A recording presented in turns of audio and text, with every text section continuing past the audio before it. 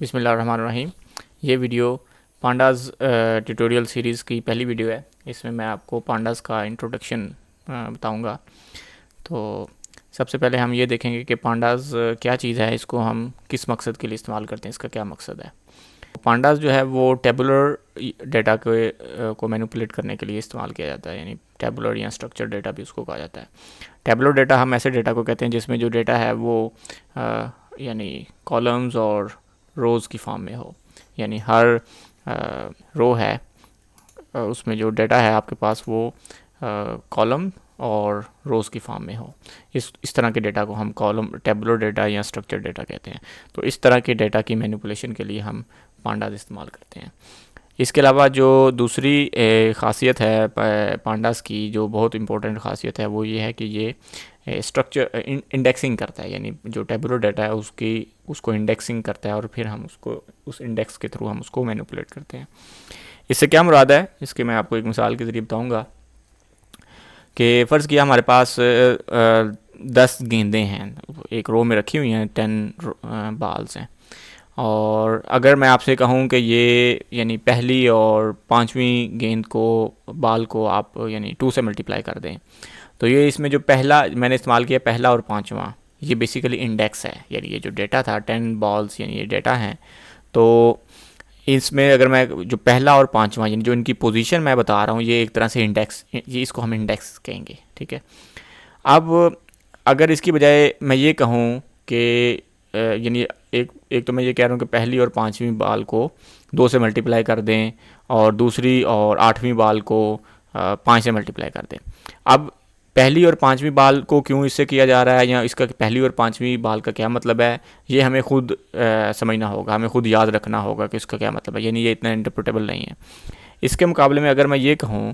कि black balls को 2 से मल्टीप्लाई कर दें, ठीक है, और इसी तरह रेड बॉल्स को लेट से 5 से मल्टीप्लाई कर दें, तो ये जो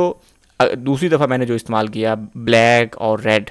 अब ये जो है ये ज़्यादा इंटरप्रेटेबल है, ठीक है। अब अगर मैं इस तरह से बॉल्स को, इस पूरे डेटा को इस तरह से इंडेक्स कर दूं, यानी पहले मैंने इंडेक्स किया था 0 1 2 के ज़रिए पूरे के पूरे डेटा को, अब अगर मैं इंडेक्स कर दूं उनके कलर से,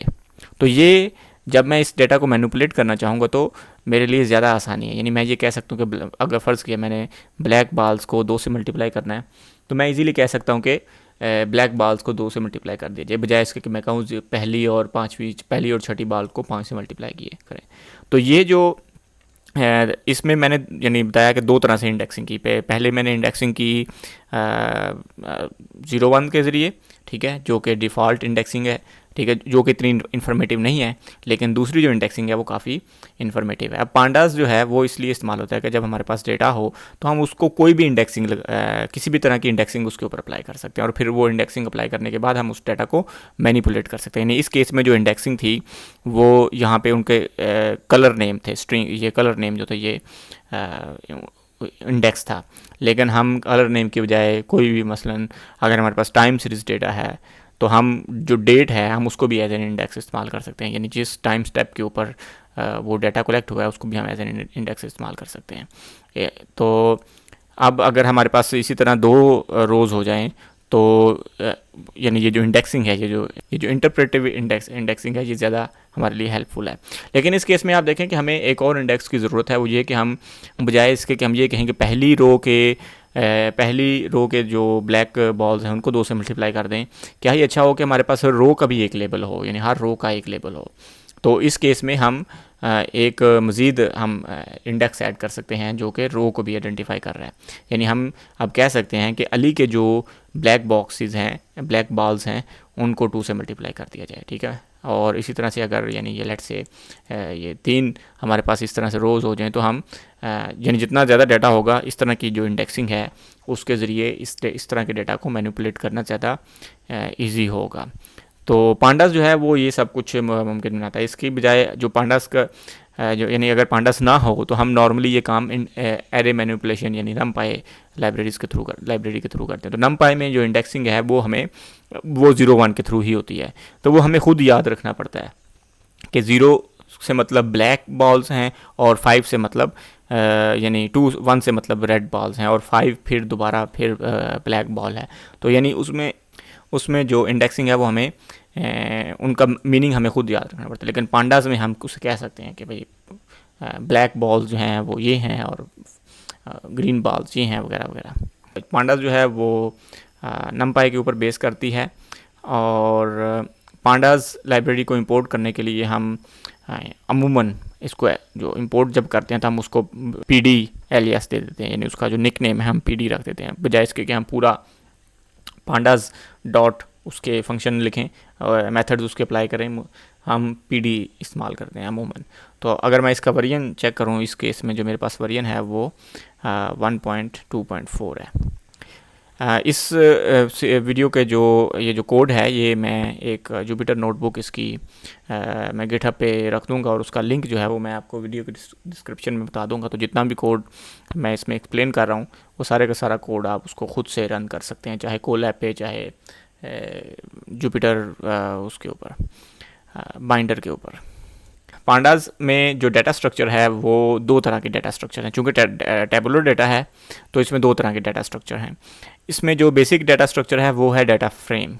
डाटा फ्रेम एक ऐसा डाटा स्ट्रक्चर है जिसमें मुख्तलिफ रोज़ और मुख्तलिफ कॉलम्स होते हैं। हम डाटा फ्रेम को कैसे डिफ़ाइन करते हैं, इसमें देखें पी डॉट डाटा फ्रेम, और उसमें जो उसका डाटा है वो मैंने डिफ़ाइन किया एक रैंडम नमपाई एरे में उसको डाटा के तौर पे दे रहा हूँ। तो इसमें 10 और 3 को आप इस तरह समझ सकते हैं कि 10 जो है वो रोज़ हैं और 3 कॉलम्स हैं। तो अब मैं अगर DF को प्रिंट करूँ तो ये मुझे जो डाटा फ्रेम है वो प्रिंट करके दे देगा। अब इसमें आप देखें जो 10 जो हैं वो रोज़ हैं और 3 जो हैं कॉलम्स हैं। इसने कॉलम के नेम्स जो हैं वो 0, 1, 2, यानी अगर मैंने कॉलम्स के नेम्स जो हैं वो इसने बाय डिफ़ॉल्ट खुद से 0, 1, 2 इसने सेलेक्ट किए हैं। और अगर मैं डाटा फ्रेम की एग्जांपल दूं, पहले वाले जिस तरह से हमने बॉल्स वाली एग्जांपल दी थी, तो अगर हम उसको थोड़ा सा टिल्ट कर लें, ट्रांसपोज कर लें, तो ये भी एक डाटा फ्रेम है यहाँ पे। यानी ये एक ऐसा डाटा फ्रेम है जिसमें 10 रोज़ हैं और 3 कॉलम्स हैं, और कॉलम के नेम्स अलबत्ता इस केस में मैंने खुद से स्पेसिफाई किए हुए हैं कि हर कॉलम का क्या क्या नेम है। और इस केस में ये जो ब्लैक, रेड, ऑरेंज, ब्लू ये जो मैंने लिखा हुआ है ये इसका इंडेक्स है। इससे पिछले केस में जो इंडेक्स था वो 0, 1, 2 था। अगर मैंने डाटा फ्रेम की जो शेप मालूम करनी हो तो उसके लिए df.shape हम इस्तेमाल करते हैं। तो df.shape जो है ये हमें बताता है बेसिकली कि जो आपके पास डाटा फ्रेम था उसमें कितने रोज़ और कितने कॉलम्स थे। तो पहली वैल्यू जो है वो रोज़ होती है और दूसरी वैल्यू जो है वो कॉलम होती है। इससे पहले हमने कॉलम डिफ़ाइन नहीं किए थे, जब हमने डाटा फ्रेम डिफ़ाइन किया तो हमने कॉलम डिफ़ाइन नहीं किए। अगर हम खुद से अगर हम स्पेसिफाई करना चाहें कॉलम्स के नेम, तो हम जब डाटा फ्रेम को डिफ़ाइन करें यहाँ पे pd.data frame, तो हम यहाँ पे कॉलम्स कीवर्ड आर्गूमेंट दे के तो कॉलम्स को हम डिफ़ाइन भी कर सकते हैं कि हम जो हमारा डाटा फ्रेम है उसमें कॉलम्स का क्या नाम हो। तो इस केस में आप देखेंगे जो कॉलम का नेम है वो ABC।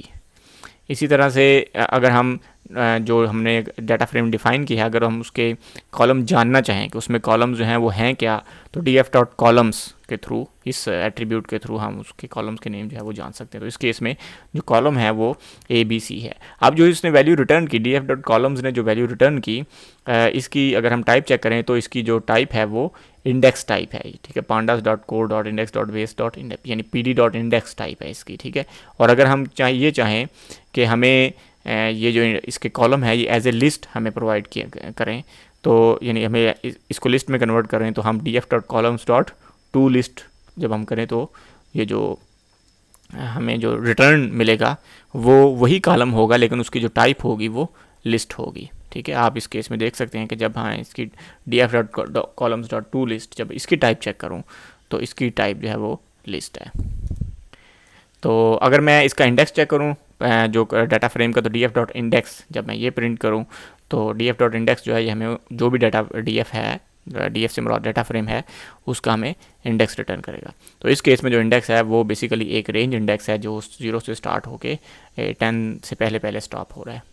यानी 10 पे स्टॉप है, यानी 10 नहीं है उसमें इंक्लूड। तो अब अगर मैं एक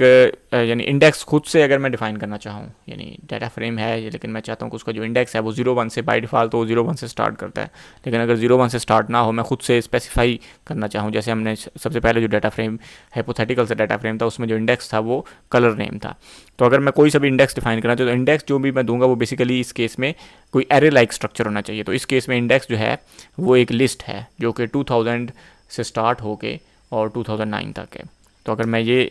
डाटा फ्रेम प्रिंट करूँ तो इसमें आप देखें कि जो इसका इंडेक्स है वो 2000 से स्टार्ट हो गया 2009 तक, और कॉलम नेम वही जो मैंने यहाँ पे डिफाइन किए। इसी तरह से इस वक्त जब मैं अगर इसका इंडेक्स प्रिंट करूँ तो यहाँ पे इसने मुझे बताया कि int 64 इंडेक्स है, यानी ये जो है ये उस तरह रेंज इंडेक्स नहीं, ये अब int क्योंकि इसमें हर वैल्यू जो है वो एक int 64 है। और अगर मैं इंटीजर का नेम मालूम करना चाहूँ तो इसका मतलब इंडेक्स का नेम मालूम करना चाहूँ तो इंडेक्स का नेम से मुराद ये है कि यहाँ पे जो डाटा फ्रेम था, इस केस में आप देखें कि जो ये इंडेक्स कॉलम है, यानी ये जो है ये इंडेक्स कॉलम इसको हम कह सकते हैं, तो इसका नेम क्या है, इसका नेम हम स्पेसिफाई कर सकते हैं। और इस केस में इसका नेम अगर मैं प्रिंट करूं तो इसका कोई मतलब नन वैल्यू होगी। क्योंकि इसकी नन वैल्यू आप देखें कि अगर डाटा फ्रेम मैं जब प्रिंट करता हूं तो ये कोई वैल्यू इसकी नहीं है यहाँ पे। तो इस वजह से जब मैं इंडेक्स डॉट नेम प्रिंट करता हूँ तो उसकी कोई वैल्यू नन वैल्यू रिटर्न करता है। और मैं ये स्पेसिफाई कर सकता हूँ कि मतलब इंडेक्स जो है वो ईयर्स को स्पेसिफाई, मतलब इंडेक्स जो है वो ईयर्स, उसका नाम इंडेक्स ईयर्स रखा जाए। तो अब मैं अगर डाटा फ्रेम प्रिंट करूँ तो आप देखें कि इस वक्त डाटा फ्रेम जो है वो ज़्यादा एक इंटरप्रेटेबल है, ज़्यादा हमें समझ आ सकता है कि जो लेफ़्ट मोस्ट कॉलम है जो कि इंडेक्स कॉलम है वो बेसिकली ईयर्स को रिप्रेजेंट कर रहा है, और बाकी जो कॉलम्स हैं वो ABC हैं। ठीक है, और अब अगर मैं इंडेक्स का नेम मालूम करूँ तो अब उसका जो नेम है वो ईयर्स है।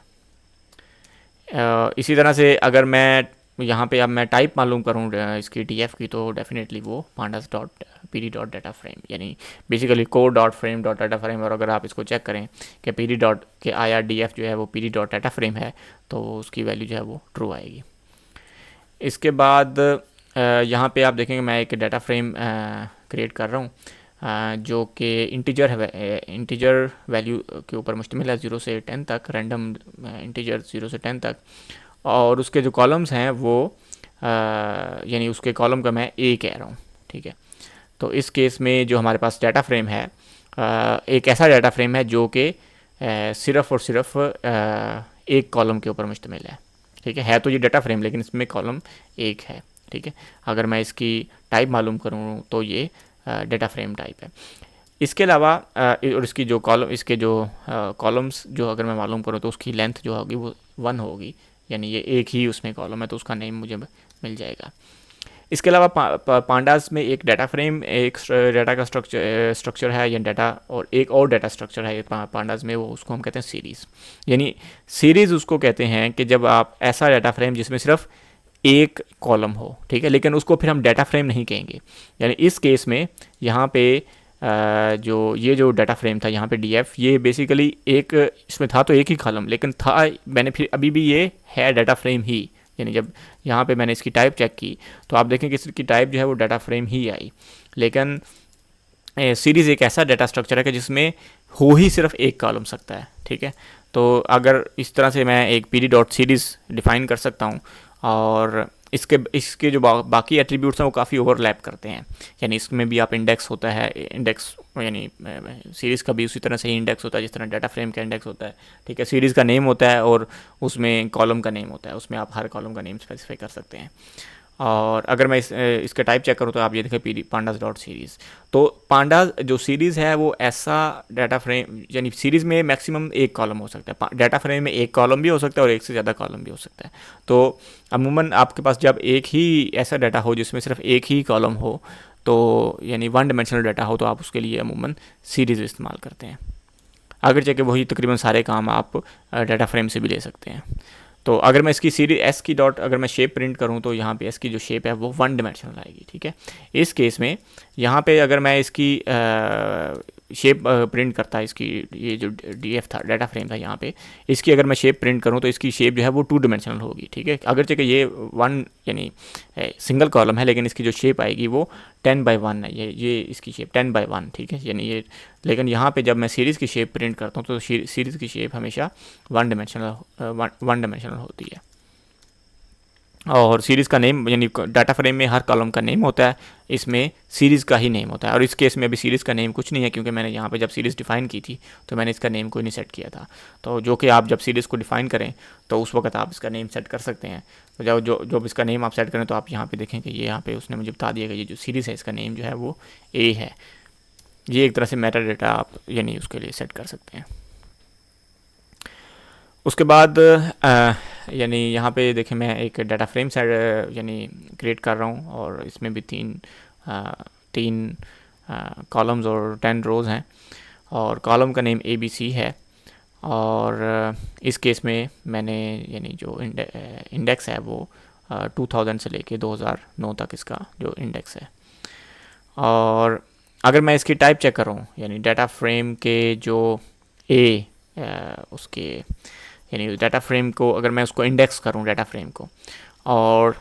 यानी ये जो स्क्वायर ब्रैकेट है ये बेसिकली इंडेक्स कर रही है डाटा फ्रेम को, डीएफ जो डाटा फ्रेम है, और उसको मैं इंडेक्स करके उसमें से मैं ए एक्सट्रैक्ट करना चाह रहा हूँ। तो ए जो है वो बेसिकली सीरीज़ है, ठीक है। आपको अगर ये इंडेक्सिंग अभी समझ नहीं आई ये वाली तो ये मैं नेक्स्ट वीडियो में बताऊँगा, लेकिन फ़िलहाल कहने का मतलब यह है कि डाटा फ्रेम के अंदर जो मुख्तलिफ कॉलम्स होते हैं वो बेसिकली एक सीरीज़ की फॉर्म में होते हैं, ठीक है। यानी data frame consist of multiple series, ठीक है। तो आप देखें कि जो डीएफ के अंदर जो ए है वो खुद एक सीरीज़ है, ठीक है। और यानी अगर मैं इस तरह से सीरीज़ डिफ़ाइन करूं तो ये भी वही चीज़ है तकरीबन, ठीक है। यानी जिस तरह से अगर डाटा फ्रेम में मैंने वो एक कॉलम जो था वो वही चीज़ है जो यहाँ पे इंडिविजुअल सीरीज़ में डिफ़ाइन कर रहा हूँ। और डाटा फ्रेम जो है पांडास जो है वो नमपाई के ऊपर बिल्ट है। तो डाटा फ्रेम जो वैल्यूज़ अपने अंदर सेव करता है, जो एक्चुअल वैल्यूज़ हैं वो नमपाई एरे की फॉर्म में ही सेव करता है। तो इसलिए अगर आप df.values को कॉल करें तो df.values जो है वो आपको nmpy एरे रिटर्न करता है। यानी df जो है वो डाटा फ्रेम है, लेकिन अगर आप डाटा फ्रेम के अंदर से जो उसका डाटा है वो एज ए nmpy एरे अगर आप एक्सट्रैक्ट करना चाहें तो आप df.values यानी डाटा फ्रेम या सीरीज़ जो भी हो डॉट वैल्यूज़ अगर आप एट्रीब्यूट जो है वो कॉल करें तो वो आपको जो उसका एक्चुअल डाटा होगा वो as a nmpy array return करेगा, ठीक है। तो आप देखें कि df.values जो है वो एक एरे है, ठीक है, मल्टी डिमेंशनल एरे है इस केस में, ठीक है। और अगर मैं इसकी टाइप चेक करूं तो ये nmpy एरे है। उसके बाद इसी यहाँ पे मैं दोबारा से एक डाटा फ्रेम जो है वो बिल्ड किया है और इस केस में जो इसके जो वैल्यूज़ हैं वो रैंडम इंटीजर्स हैं, 0 से लेके 4 तक वो वेरी कर रहे हैं और उसमें 10 रोज़ और 3 कॉलम्स हैं। और अगर मैं यहाँ पे इसकी वैल्यूज़ की टाइप चेक करूँ तो वो nd एरे होगी, ठीक है। और अगर मैं इसकी वैल्यूज़ डॉट शेप करूँ, ठीक है, तो बेसिकली df.values मुझे क्या रिटर्न कर रहा है, मुझे nmpy एरे रिटर्न कर रहा है। और nmpy एरे डॉट शेप करूँ तो वो मुझे, तो अगर मैं df.values डॉट शेप करूँ तो वो मुझे उस यानी nmpy एरे की शेप रिटर्न करेगा। अब ये df डॉट शेप जो है वो डाटा फ्रेम की शेप रिटर्न करता है और df.values चूँकि nmpy है तो आप nmpy के ऊपर भी आप डॉट शेप उसकी भी आप शेप एक्सट्रैक्ट कर सकते हैं। तो इसलिए यहाँ पे जो इसकी शेप होगी वो यानी nmpy एरे की शेप होगी और अमूमन ये जो शेप होगी वो दोनों की यानी डाटा फ्रेम की शेप और nmpy एरे की शेप तकरीबन जो अमूमन आप इक्वल ही होगी। इसके बाद एक और बहुत यूज़फुल मेथड है डाटा फ्रेम का, वो है डिस्क्राइब। अगर आप उन्हें कोई भी डाटा फ्रेम डिफ़ाइन किया और अगर आप उस डॉट डिस्क्राइब मेथड को कॉल करें उसके ऊपर तो वो उसकी जो समरी है, स्टेटिस्टिकल समरी, वो आपको रिटर्न करता है। तो इस केस में आप देखें कि वो हमें बता रहा है कि तीनों इसमें जो 3 कॉलम्स हैं उनमें जो नंबर ऑफ़ वैल्यूज़ हैं वो कितनी हैं, उनका मीन क्या है, स्टैंडर्ड डेविएशन क्या है, मिनिमम क्या है, और 25% परसेंटाइल और 50th क्वांटाइल और 75th क्वांटाइल जो है ये क्या चीज़ें हैं, उनकी क्या वैल्यू होगी, और मिनिमम और मैक्सिमम वैल्यू भी हर कॉलम की प्रोवाइड कर रहा है। तो डॉट डिस्क्राइब जो है वो एक काफ़ी यूज़फुल मेथड है अगर आप किसी भी डाटा फ्रेम की शॉर्ट स्टैटिस्टिकल समरी जानना चाहें तो। उसके अलावा df.head, अगर आप यानी अमूमन इस तरह होता है कि जो टेबल होता है, टेबुलर डाटा होता है वो बहुत लंबा होता है, यानी हंड्रेड्स और thousands, even hundreds of thousands of values होती हैं, तो आप वो सारी की सारी प्रिंट नहीं कर सकते। तो आप अगर यानी चाहें कि मैं टॉप की चंद रोज़ जो है उनको सिर्फ देखना चाहता हूँ तो आप df.head मेथड अगर आप डाटा फ्रेम के ऊपर कॉल करें तो डाटा फ्रेम या सीरीज़ दोनों के ऊपर, तो वो .head मेथड जो है वो आपको टॉप की जो 5 रोज़ हैं वो आपको रिटर्न करता है। और अगर आप कहें कि नहीं मुझे टॉप 5 नहीं देखनी, टॉप 8 देखनी है, तो आप उसमें जो भी नंबर इसमें हेड मेथड में जो नंबर स्पेसिफाई कर दें तो उतनी नंबर ऑफ रोज़ जो है वो आपको रिटर्न कर यानी प्रिंट करके दे देते हैं, या रिटर्न कर वो आपको कर देता है, ठीक है। और अगर मैं लास्ट यानी मैं चाहूँ कि नहीं टॉप वाली 5 नहीं, मैं जो लास्ट वाली 5 चाहिए, ठीक है, तो उसमें डॉट टेल जो मेथड है मैं वो इस्तेमाल कर सकता हूँ। तो डॉट टेल मेथड जब मैं अप्लाई कॉल करूँगा तो बाय डिफ़ॉल्ट मुझे उस डाटा फ्रेम की जो लास्ट 5 रोज़ होंगी वो मुझे प्रिंट करके दे देगा। और अगर मैं कहूँगा नहीं मुझे लास्ट 5 नहीं चाहिए, लास्ट 7 चाहिए, तो मैं जो डॉट टेल मेथड है उसको मैं 7 जो उसको इनपुट आर्गूमेंट दे दूँगा। अच्छा, अगर हम डाटा फ्रेम का अगर हम मीन वैल्यू, हर कॉलम की जो मीन वैल्यू है अगर हम वो जानना चाहें तो डॉट मीन मेथड अगर हम डाटा फ्रेम के ऊपर अप्लाई करें तो वो हर कॉलम की जो मीन वैल्यू है वो हमें रिटर्न करता है। ये डॉट मीन स्टैटिस्टिक जो है ये हमें जब हमने डॉट डिस्क्राइब मेथड अप्लाई किया था तो उस वक्त भी हमें मीन वैल्यू जो थी हर कॉलम की आ गई थी। तो अगर हम सिर्फ मीन वैल्यू ही रिटर्न हासिल करना चाहें तो हम डॉट मीन मेथड जो है वो उसका इस्तेमाल कर सकते हैं। डाटा फ्रेम का एक स्पेशल मेथड है कि अगर हम डाटा फ्रेम को कन्वर्ट करना चाहें डिक्शनरी में, यानी हम ये चाहें कि डाटा फ्रेम के जो कॉलम्स हैं वो एक डिक्शनरी की कीज़ हो जाएं और उसके जो कॉलम्स हैं वो उस डिक्शनरी की वैल्यूज़ हो जाएं, तो इसको हम अगर डाटा फ्रेम के ऊपर टू डिक्ट मेथड अप्लाई करें, अगर हम डाटा फ्रेम के ऊपर टू डिक्ट मेथड अप्लाई करें तो ये हमें उस डाटा फ्रेम को कन्वर्ट करके एक डिक्शनरी में कन्वर्ट करके हमें दे देता है। और बेसिकली डाटा पांडास जो है वो अपने अंदर जो है वो डिक्शनरी का ही इस्तेमाल करता है, यानी नमपाई एरे प्लस इंडेक्स, और इन दोनों को एक डिक्शनरी की फॉर्म में ही वो सेव करता है अपने अंदर। तो इसलिए आप वो जो डाटा है, एक्चुअल डाटा है जो इस फॉर्म में वो सेव हुआ है, उसको डिक्शनरी में कन्वर्ट करके खुद भी देख सकते हो। इस केस में आप देखें कि हमारे पास जो डाटा फ्रेम था उसमें 3 कॉलम थे A B C, तो उन तीनों कॉलम्स की जो वैल्यूज़ हैं वो उसने हमें उस यानी जो की जो वैल्यू है वो हमें उस हर कॉलम की जो वैल्यूज़ है वो उसने रिटर्न कर दी। लेकिन इस केस में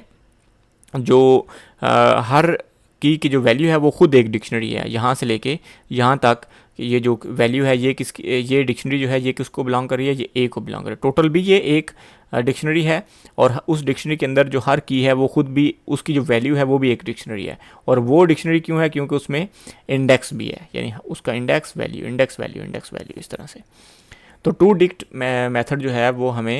उसको हम इस्तेमाल कर सकते हैं एक डाटा फ्रेम को डिक्शनरी में कन्वर्ट करने के लिए।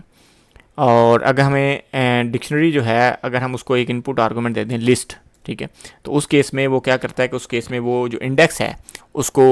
इग्नोर कर देता है, और उस केस में सिंपल यानी जो कॉलम्स हैं वो उस डिक्शनरी के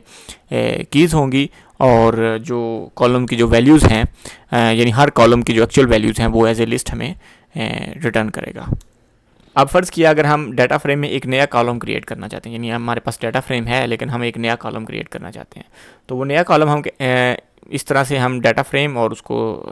स्क्वायर ब्रैकेट्स और स्क्वायर ब्रैकेट में जो भी कॉलम का नेम है हम वो कॉलम नेम लिखेंगे और उसके आगे वो वैल्यू जो भी वैल्यू हम उस कॉलम में पुट करना चाहते हैं। अलबत्ता ये चीज़ बहुत ज़रूरी है कि वो जो नया यहाँ पे एरे या लिस्ट हो, उसकी जो शेप है या उसकी जो लेंथ है वो एग्जैक्टली बराबर हो इस डाटा फ्रेम की लेंथ के। यानी ये जो यहाँ पे DF है इसकी जो लेंथ है वो 10 है, तो यहाँ पे जो नमपाई एरे मैं यहाँ पे डिफाइन कर रहा हूँ इसकी जो लेंथ है वो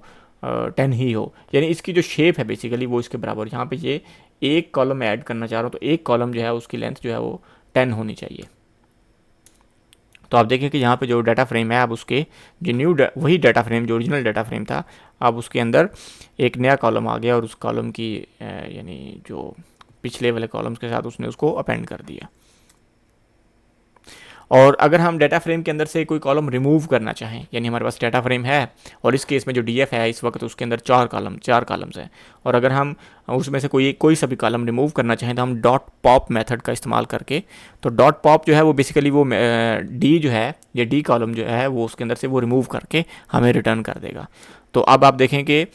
जो ओरिजिनल डाटा फ्रेम है वो उसके अंदर दोबारा से 3 कॉलम हो गए क्योंकि हमने डी कॉलम जो था वो रिमूव कर दिया। और अगर हम डाटा फ्रेम के कॉलम्स के रीडिफाइन करना चाहें, यानी आप देखें कि यहाँ पे जो कॉलम्स के नेम्स थे वो ABC है, लेकिन अगर मैं कॉलम्स के नेम जो है वो रीडिफाइन करना चाहूँ तो वो एक लिस्ट मुझे प्रोवाइड करनी होगी। ठीक है, एक लिस्ट प्रोवाइड करनी होगी और उस लिस्ट में जो कॉलम्स की जो लेंथ है, उस लिस्ट के जो मेंबर्स की जो लेंथ है वो सेम होनी चाहिए जितनी डाटा फ्रेम की में कॉलम्स हैं। तो इस DF में चूंकि 3 कॉलम्स हैं तो मैंने एक लिस्ट प्रोवाइड की XYZ। तो अब इस अगर मैं दोबारा से डाटा फ्रेम को प्रिंट करूं तो इसके देखें कि आप कॉलम्स जो हैं वो रीनेम हो चुके हैं। अगर मैं जानना चाहूँ कि डाटा फ्रेम के अंदर नंबर ऑफ़ रोज़ कितनी हैं तो आप उसको लेंथ ऑफ डाटा फ्रेम भी के ज़रिए भी आप फाइंड आउट कर सकते हैं, या लेंथ ऑफ DF.index, तो इसके ज़रिए भी आप मालूम कर सकते हैं कि एक डाटा फ्रेम में नंबर ऑफ़ रोज़ कितनी है। और इसका यानी आप डाटा फ्रेम की जो शेप है उसका जो फर्स्ट मेंबर है वो भी आपको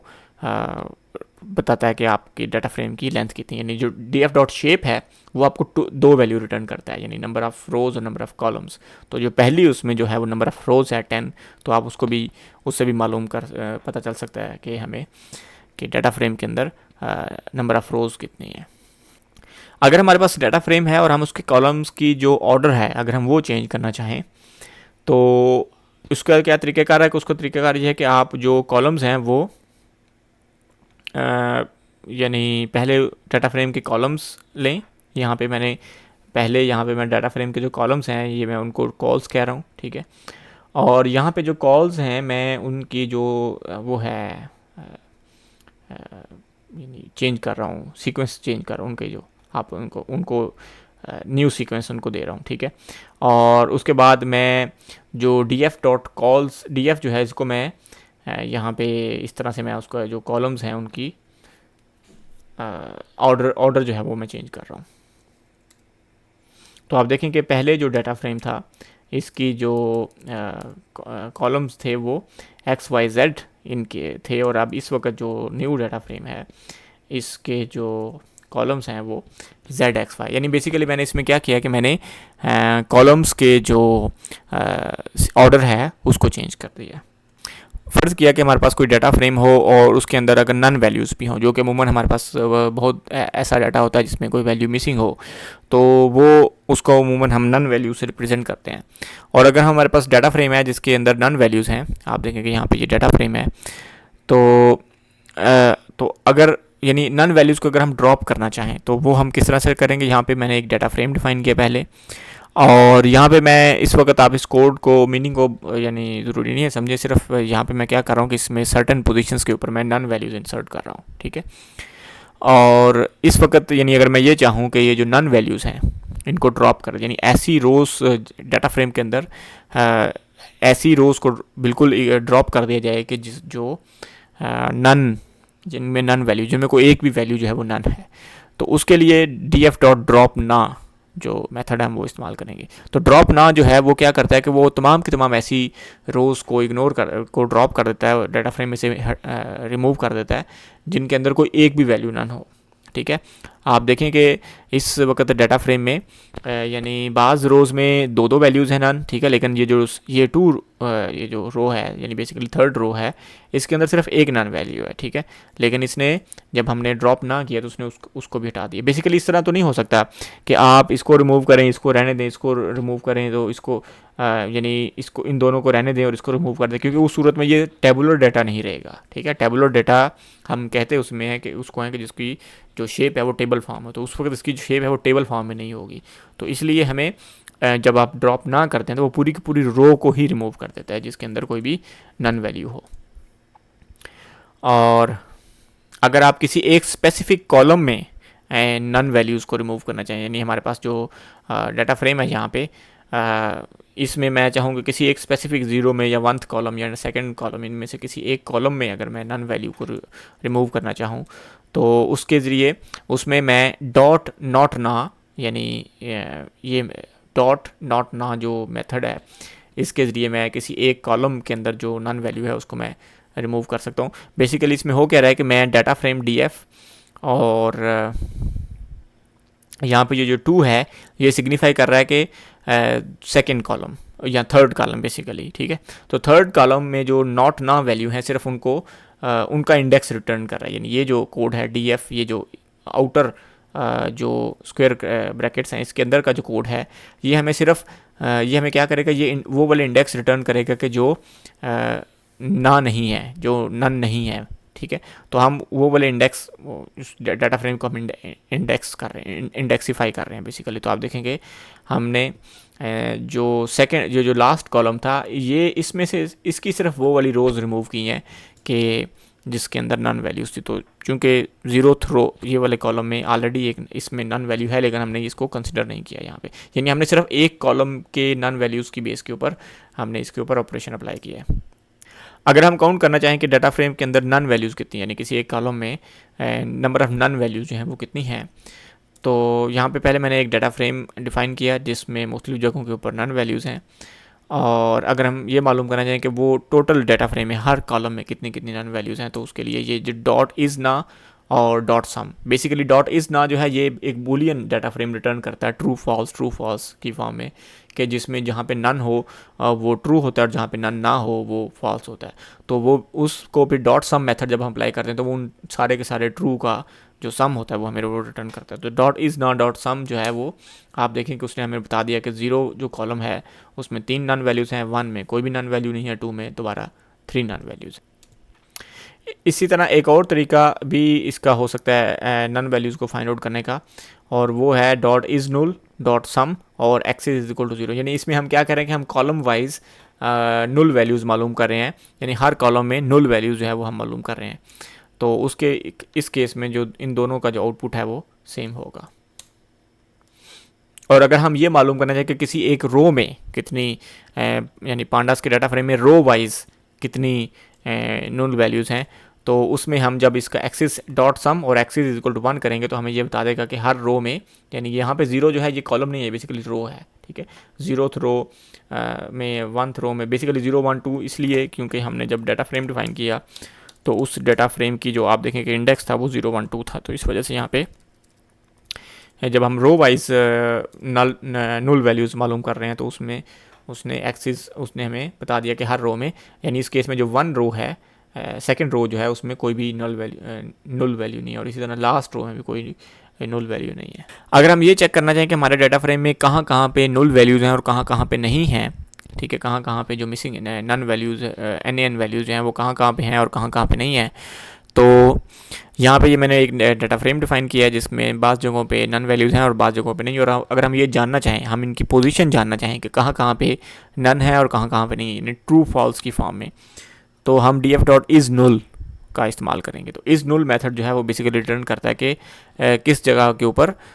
यहाँ पे ये जो हाउ मैनी नन है ये बेसिकली गलत है, बेसिकली ये रिटर्न करता है कि किस किस जगह के ऊपर कितनी कितनी नुल वैल्यूज़ है, किस किस जगह के ऊपर नुल वैल्यू है कि नहीं है। तो जहाँ जहाँ पे ट्रू है इसका मतलब वहाँ पे नुल वैल्यू है, और जहाँ जहाँ पे फॉल्स इसका मतलब वहाँ पे एक रियल वैल्यू नन वैल्यू नहीं है।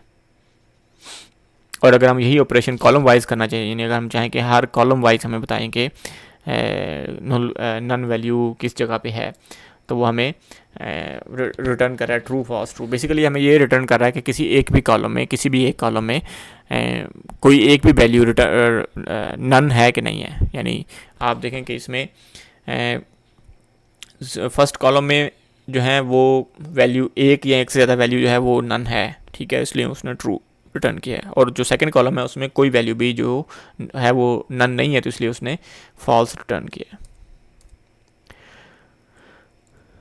और अगर हम ये जानना चाहें कि किसी पूरे के पूरे डाटा फ्रेम में कोई एक भी वैल्यू नन है कि नहीं, सिर्फ हमारा मकसद सिर्फ हम डाटा फ्रेम में कुछ नहीं करना चाहते, हम सिर्फ ये देखना चाहते हैं कि इस पूरे के पूरे डाटा फ्रेम में कोई एक भी वैल्यू नन है कि नहीं है, तो वो हम इस तरह से मालूम कर सकते हैं कि पहले इज़ नुल, ठीक है, ये ट्रू फॉल्स देगा पूरे के पूरे डाटा फ्रेम में, as a data frame return करेगा ट्रू फॉल्स। तो उसके ऊपर एनी अप्लाई किया डॉट एनी, तो वो हमें रिटर्न करेगा कि कॉलम वाइज बताएगा कि कौन कौन से कॉलम में मतलब नन वैल्यू है, सिर्फ वो, यानी यहाँ से लेके यहाँ तक ये वो वाले कॉलम्स रिटर्न करेगा जिनके अंदर नन वैल्यूज़ हैं। और दोबारा से डॉट एनी किया तो वो जो बाकी जो कॉलम्स बचे उन कॉलम्स में से फिर जिसके अंदर भी अगर कोई एक कॉलम भी ऐसा है, यानी अगर कोई जिसके अंदर नन वैल्यू है, तो वो हमें रिटर्न, तो इसका आंसर जो है वो ट्रू आ जाएगा। यानी जब आप ये वाली कमांड रन करेंगे तो अगर आपकी डेटा फ्रेम में कोई एक वैल्यू भी नन है तो इसका आंसर जो है वो ट्रू आएगा, अदरवाइज इसका आंसर फॉल्स आएगा। ठीक है, तो इस केस में हमारे पास तो बहुत सारी नन वैल्यूज़ हैं, इसलिए इसका आंसर जो है वो ट्रू आया है। अगर हम अपने डाटा फ्रेम के अंदर जो नन वैल्यूज़ हैं उसको ज़ीरो से रिप्लेस करना चाहें तो उसको हम इस कमांड के ज़रिए हम फिल ना के ज़रिए हम जो नन वैल्यूज़ हैं हम उसको ज़ीरोस के ज़रिए ज़ीरो से रिप्लेस कर सकते हैं। तो आप देखें कि जहाँ जहाँ पे नन वैल्यूज़ थी वहाँ पे उसने ज़ीरो कर दिया। इस केस में आप देखें कि हमारे पास जब हमने फिल नॉट ज़ीरो किया तो इसने क्या किया, इसने हमें नया डाटा फ्रेम रिटर्न किया और उस जो नया डाटा फ्रेम आया उसके अंदर जो वैल्यूज़ थी वो ज़ीरो से फिल्ड थी, यानी रिप्लेस थी, यानी जो नन वैल्यूज़ थी वो ज़ीरो से रिप्लेस थी। यानी जो ओरिजिनल डीएफ था वो अभी भी उसमें नन वैल्यूज़ ही हैं, लेकिन जो न्यू डाटा फ्रेम इस कमांड ने, ये कमांड क्या करती है, ये न्यू वैल्यू एक न्यू डाटा फ्रेम रिटर्न करती है जो उसमें जो नन वैल्यूज़ हैं वो ज़ीरो से रिप्लेस होती हैं। और अगर हम कहें नहीं, जो ओरिजिनल डाटा फ्रेम है उसी के अंदर ही आप मुझे रिटर्न कर दें, यानी किसी एक कॉलम को फिल करके, यानी यहाँ नन वैल्यूज़ को आप ज़ीरो से रिप्लेस कर दें, तो यहाँ पे ये एक इनपुट आर्गूमेंट है in place is equal to true. तो in place is equal to true क्या करता है कि वो ओरिजिनल डाटा फ्रेम को चेंज करता है, और अगर इन प्लेस फॉल्स हो तो वो हमें न्यू डाटा फ्रेम रिटर्न करता है। ओरिजिनल डाटा फ्रेम जो है वो एज इट इज़ ही रहता है। और इस केस में ये टू का मतलब यह है कि सेकेंड कॉलम, जो थर्ड कॉलम है, उसकी थर्ड कॉलम के अंदर जो नन वैल्यूज़ हैं उनको ज़ीरो से रिप्लेस करो। तो आप देखें कि यहाँ पे जो इस कमांड ने, चूँकि ये इन प्लेस था, ठीक है, तो इसलिए ओरिजिनल डाटा फ्रेम चेंज हुआ और उसने जो थर्ड कॉलम है सिर्फ उसमें नन वैल्यूज़ को उससे रिप्लेस किया, बाकी जो है वो दोनों कॉलम वो एज इट इज़ ही रहे, उनमें नन वैल्यूज़ हैं उनमें यानी उनको कुछ नहीं हुआ, वो एज इट इज़ है। अगर हमने ये चेक करना हो कि हमारे पास जो डाटा फ्रेम है उसमें कोई एक कॉलम एग्जिस्ट करता है कि नहीं करता, ठीक है, अब फ़र्ज़ कि हमारे पास यहाँ पे एक डाटा फ्रेम है 0 1 2, ठीक है, जिसके 3 कॉलम्स हैं, यानी 0 1 2 कॉलम्स हैं उसमें। और अगर हम ये चेक करना चाहें कि उसमें ज़ीरो कॉलम है कि नहीं, यानी एक कॉलम जिसका नाम ज़ीरो है वो उसके अंदर है कि नहीं है, ठीक है, तो हम ये if zero in D F dot columns, यानी हम ये ऑपरेशन इसके ज़रिए हम पता चला सकते हैं कि इसके अंदर जो ज़ीरो कॉलम है वो ज़ीरो नाम का कॉलम है कि नहीं है। तो चूँकि ये जब ये अगर ये ट्रू है तो ये प्रिंट कमांड जो है ये एग्जीक्यूट होगी। जिस तरह से हम पांडास के डाटा फ्रेम को पाइथन की डिक्शनरी में कन्वर्ट कर सकते हैं, जैसा कि हमने पहले देखा टू डिक्ट मेथड से हम पांडास की जो डाटा फ्रेम है उसको डिक्शनरी में कन्वर्ट कर रहे थे, इसी तरह से हमारे पास अगर कोई डिक्शनरी हो और हम उसको डाटा फ्रेम में कन्वर्ट करना चाहे तो हम कर सकते हैं। यानी अगर फ़र्ज़ किया हमारे पास यहाँ पे ये एक डिक्शनरी है डी, ठीक है, और इस डिक्शनरी के जो कीज़ हैं वो यानी हर की के अगेंस्ट एक वैल्यू है, और हम इसको चाहें कि हम इसको अगर डाटा फ्रेम में कन्वर्ट करना चाहें तो हम यहाँ पे P D dot data frame और उसमें जो इनपुट है वो डी डॉट आइटम्स, यानी जो डिक्शनरी है डी वो डॉट आइटम्स, जब हम वो करेंगे तो डॉट आइटम्स बेसिकली की और वैल्यूज़ दोनों चीज़ें रिटर्न करती है, ठीक है। तो अगर हम यानी इससे हम क्या कर सकते हैं, हम एक नया डाटा फ्रेम क्रिएट कर सकते हैं फ्रॉम डिक्शनरी, ठीक है, यानी अगर हम डाटा फ्रेम क्रिएट करना चाहें डिक्शनरी से तो उस डिक्शनरी को डॉट आइटम्स हम वो उसको डिक्शनरी को डाटा फ्रेम में कन्वर्ट कर देती है। और इस केस में जो कॉलम्स हैं वो उसी तरह से पांडास ने डिफ़ॉल्ट यानी जो कॉलम नेम है 0 1 उसने रखे, हम कोई से भी कॉलम नेम जो है वो स्पेसिफाई कर सकते हैं। आप यानी यहाँ पे मैंने जो कॉलम नेम्स हैं वो खुद से मैंने स्पेसिफाई कर दी डेट और डेट वैल्यू, तो आप देखेंगे इस केस में जो एक डाटा फ्रेम है उसके कॉलम्स हैं वो अब डिफ़ॉल्ट कॉलम नेम्स नहीं है बल्कि वही कॉलम्स नेम्स हैं जो मैंने खुद से रखे हैं। और अगर हम यानी डिक्शनरी को एज इट इज़ अगर हम इसमें दे दें P D dot data frame create करते हुए हम डिक्शनरी को एज इट इज़ उसमें इनपुट दे दें तो वो हमें वैल्यू एरर देगा। तो उस वैल्यू एरर से बचने के लिए आप क्या कर सकते हैं, आप यानी डी डॉट आइटम्स कर सकते हैं या फिर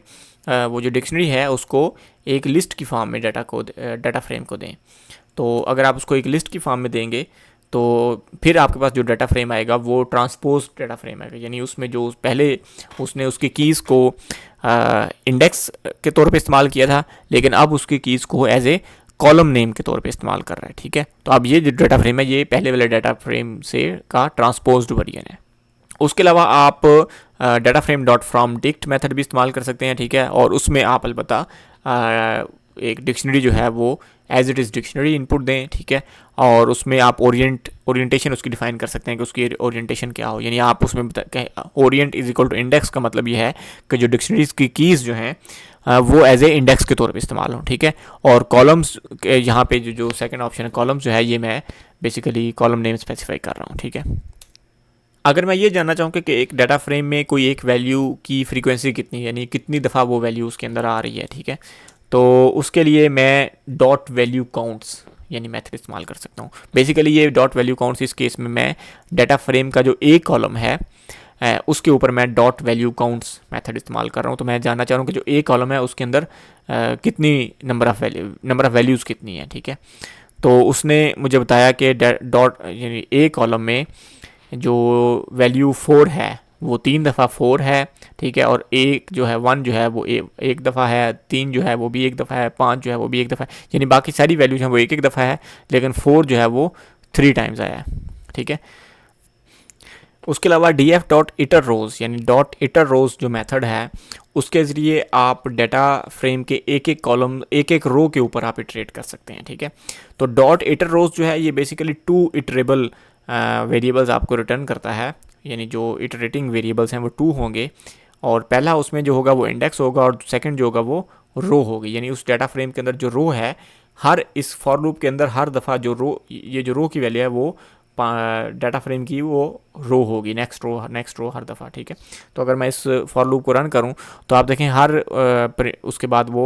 यानी 2000 जो है वो इंडेक्स है, और उसके 2000 के बाद ये जो बाकी चीज़ है ये वो एक रो है, ठीक है। उसके बाद 2001 जो है वो इंडेक्स है, और बाकी ये जो वैल्यू है वो उसकी वो रो है, सेकेंड रो है, ठीक है। और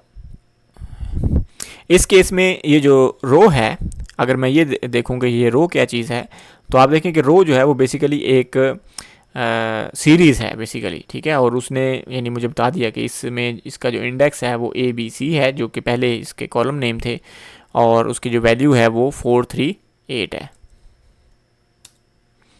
और अगर मैं इसकी टाइप चेक करूँ तो आप देखें कि ये सीरीज़ है, ठीक है। यानी बेसिकली इस लूप में क्या हो रहा है कि इस लूप में मुझे वो एक एक पांडास जो डाटा फ्रेम की एक एक रो को सीरीज़ में कन्वर्ट करके मुझे रिटर्न कर रहा है, और वो जो एक एक रो होगी उसको मैं ROW रो कह रहा हूँ।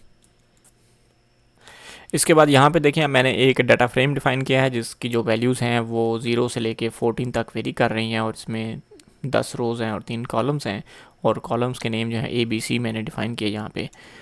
और अगर मैं यहाँ पे मैं क्या करना चाह रहा हूँ, मैं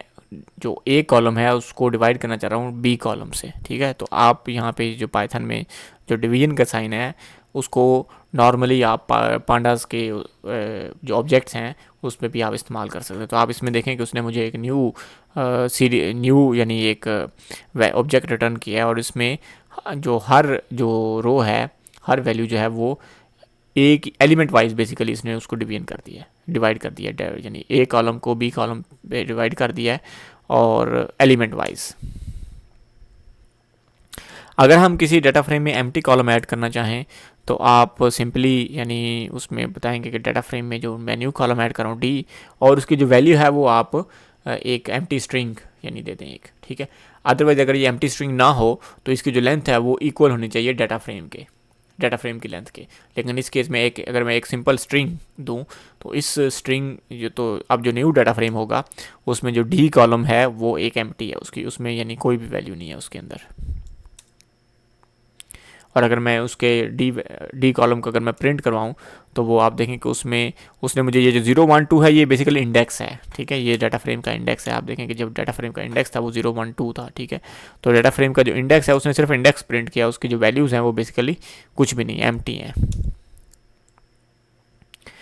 और अगर मैं डाटा फ्रेम के में कोई कॉलम जो है वो नन वैल्यू से सिर्फ फिल करना चाहूँ, एम्प्टी की बजाय मैं नन वैल्यू से फिल करना चाहूँ, तो आप उसको यानी इज इक्वल टू यानी उस नया कॉलम का नेम और इज इक्वल टू नन कर दें np.nan, तो वो जो नया कॉलम आएगा उसमें तमाम की तमाम वैल्यूज़ जो हैं वो नन वैल्यूज़ होंगी, ठीक है। इसके अलावा हम कॉलम वाइज भी मीन वैल्यू मालूम कर सकते हैं और रो वाइज भी मीन वैल्यूज़ जो है वो मालूम कर सकते हैं। यानी अगर हम df.mean अगर हम अप्लाई यानी मेथड कॉल करें, तो अगर हम x इज इक्वल टू 0 करें तो ये कॉलम वाइज मीन वैल्यू होगी, ठीक है। यानी ए कॉलम की मीन वैल्यू क्या है, बी कॉलम की क्या है, सी वैल्यू की क्या है, ठीक है। और बाय डिफ़ॉल्ट जो है वो x इज इक्वल टू 0 ही है। लेकिन अगर हम x इज इक्वल टू 1 कर दें तो इस केस में वो हमें रो वाइज यानी हर रो की जो मीन वैल्यू है वो क्या है, वो हमें वो रिटर्न करता है। अगर हम डाटा फ्रेम में जो नन वैल्यूज़ हैं उसको एम्प्टी स्ट्रिंग से रिप्लेस करना चाहें तो डॉट रिप्लेस 9, यानी लेट्स से उसमें जो 9 वैल्यू है उसको यानी फर्स्ट वैल्यू जो है वो वैल्यू होगी जिसको हम रिप्लेस करना चाहें, और सेकंड वैल्यू यानी नन वैल्यू। तो हम इसमें देखें कि आप जो डाटा फ्रेम के अंदर जो जहाँ जहाँ पे 9 था उसने उसको नन से रिप्लेस कर दिया। डी कॉलम ऑलरेडी सारे का सारा नन था तो वो नन ही रहा, बाकी जो ए और बी और सी में कोई भी नन वैल्यू नहीं 9 नहीं था, तो ए और बी में जहाँ जहाँ पे 9 था उसने उसको नन से रिप्लेस कर दिया। और इस केस में मैं नन वैल्यू को स्ट्रिंग से रिप्लेस कर रहा हूँ, यानी हम 2 स्टेप में, यानी पहले मैं 9 को नन से रिप्लेस कर रहा हूँ और उसके बाद मैं नन को स्ट्रिंग से रिप्लेस कर रहा हूँ। अगर हम पांडास के कॉलम्स को रीनेम करना चाहें तो उसका एक जो तरीक़ेकार है वो डॉट रीनेम मेथड है, ठीक है। तो डॉट रीनेम मेथड जो है वो उसको हमें एक इनपुट देना होता है जो कॉलम्स, और वो जो यानी जो इनपुट जो कॉलम्स की जो वैल्यू है वो एक डिक्शनरी होनी चाहिए, और उस डिक्शनरी में हम डिफ़ाइन करेंगे, बताएंगे कि कौन से कॉलम्स को किस कॉलम से यानी कौन से कॉलम की जो न्यू वैल्यू है वो चेंज करके क्या कर देनी है। तो यानी इस केस में मैं क्या कर रहा हूँ कि जो ए कॉलम है यानी जो कॉलम का नाम ए है उसको रिप्लेस कर दो लॉग ऑफ ए से, ठीक है। और बाकी कॉलम्स का नेम जो है वो उनको कुछ भी ना करो, ठीक है। इन प्लेस का मतलब यह है कि ओरिजिनल कॉलम को चेंज करो, ओरिजिनल डाटा फ्रेम को चेंज करो, ठीक है। आप देखें कि जो बी और सी कॉलम थे वो एज इट इज़ रहे और उनका नेम जो है वो एज इट इज़ रहा, और ए कॉलम का जो नेम है वो चेंज होकर लॉग ए हो गया, ठीक है। और ये आप यहाँ पे ये डिक्शनरी में जितने भी कॉलम्स के नेम्स को आप देंगे वो आप उनके नेम को रिप्लेस कर सकते हैं। इसके अलावा अगर आप data frame dot style dot hide index अगर आप ये कमांड एग्जीक्यूट करें तो उससे भी आप जो आपके पास जो रिटर्न डाटा फ्रेम होगा उसमें जो इंडेक्स होगा वो हिडन होगा, वो शो नहीं होगा। अगर हम ये चाहें कि पांडास के जो डाटा फ्रेम में जो नन वैल्यूज़ हैं उनको रिप्लेस कर दी एवरेज वैल्यू से, यानी हर कॉलम की जो एवरेज वैल्यू है वो पुट कर दी जाए नन वैल्यू में, नन वैल्यू की जगह, तो उसमें हम जो डॉट फिल नाम मेथड है उसको हम इनपुट देंगे df डॉट मीन, ठीक है। तो df डॉट मीन जो है बेसिकली वो हमें डाटा फ्रेम का मीन रिटर्न देगा पर कॉलम वाइज, और df डॉट फिल ना जो है उसको हम वो हम उसको इनपुट दे रहे हैं। आप देखें कि इस केस में उसने जहाँ जहाँ पे df में जहाँ जहाँ पे नन वैल्यू थी उसने उसको उस कॉलम के मीन वैल्यू से रिप्लेस कर दिया है। अगर हम जानना चाहें कि नंबर ऑफ़ कॉलम्स कितने हैं डाटा फ्रेम में तो आप लेंथ df डॉट कॉलम्स यानी उसकी लेंथ भी मालूम कर, उसके लेंथ यानी जो मेथड है पाइथन का इन बिल्ड जो मेथड है लेंथ len, आप उसके ज़रिए उसके कॉलम्स की लेंथ मालूम कर सकते हैं। अदरवाइज़ df डॉट शेप जो है वो चूँकि जैसे पहले हमने देखा कि डाटा फ्रेम की लेंथ हम मालूम इस तरह से मालूम कर सकते हैं, इस तरह से जो डॉट शेप का जो सेकंड मेंबर है वो हमें बताता है कि उसमें कॉलम्स कितने हैं। अगर हम एम्प्टी डाटा फ्रेम क्रिएट करना चाहें तो हम df dot pd dot data frame, तो हम अगर डाटा ना प्रोवाइड करें यानी डाटा फ्रेम जब हम क्रिएट कर रहे हैं उसमें जो पहला आर्गूमेंट होना चाहिए वो डाटा होना चाहिए, लेकिन इस केस में हम डाटा कुछ भी नहीं दे रहे हैं, हम सिर्फ कॉलम स्पेसिफाई कर रहे हैं। तो इस केस में ये एक एम्प्टी डाटा फ्रेम क्रिएट करेगा जिसके सिर्फ कॉलम्स होंगे, ना उसका इंडेक्स है ना उसका कॉलम है, ठीक, ना उसके अंदर कोई वैल्यूज़ है, सिर्फ उसने उसके यानी आप कह लें एक कंटेनर हमने क्रिएट कर दिया डाटा फ्रेम का, हमने उस कंटेनर के यानी जो कॉलम नेम्स हैं वो प्री स्पेसिफाई कर दिए हैं। और अगर इस केस में हम इसकी शेप प्रिंट करें तो इसकी शेप जो है वो इस वक्त 0/7 है, यानी उसमें जो उसकी लेंथ जो है अभी 0 है लेकिन जो उसकी जो नंबर ऑफ़ कॉलम्स हैं वो 7 है। इसी तरीके से अगर हम एक डाटा फ्रेम क्रिएट करना चाह रहे हैं जिसमें हम एम्प्टी डाटा फ्रेम लेकिन उसका जो इंडेक्स है वो हम प्री डिफाइन करना चाह रहे हैं, तो इस केस में आप देखें कि हमने एक डाटा फ्रेम जो है वो एम्प्टी है, df जो है वो एम्प्टी है लेकिन उसका जो 1 2 3 4 है ये उसका इंडेक्स है।